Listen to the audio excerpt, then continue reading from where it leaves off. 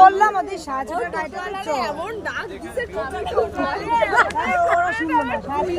দিব্যি আমরা বসে যেতে পারবো। কত ভিড় বলতো। হাই গাইস,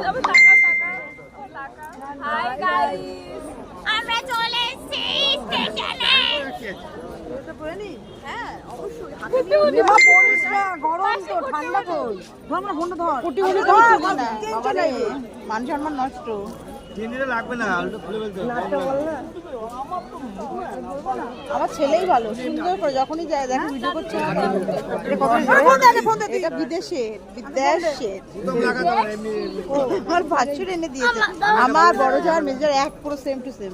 মনে হয় কি ফ্রি ছিল একটার সাথে দুটো। না না ওই যে 10টা 5টা করে বিক্রি না সেল সেল। একটা দৃশ্য সুন্দর।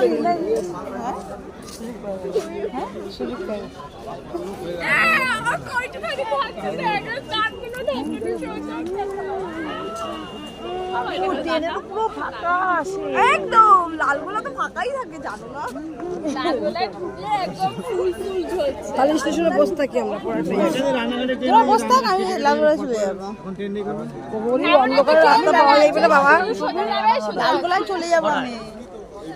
এটা পর বড় লাগছে তাহলে ছেলে কিনে চলে যা উপজের পেছনে রানাঘাট কোন ট্রেন আছে লালগোলা পর করে দে ওর ছেলে পড়াই লালগোলার কোন ট্রেন আছে বলা রাস্তা।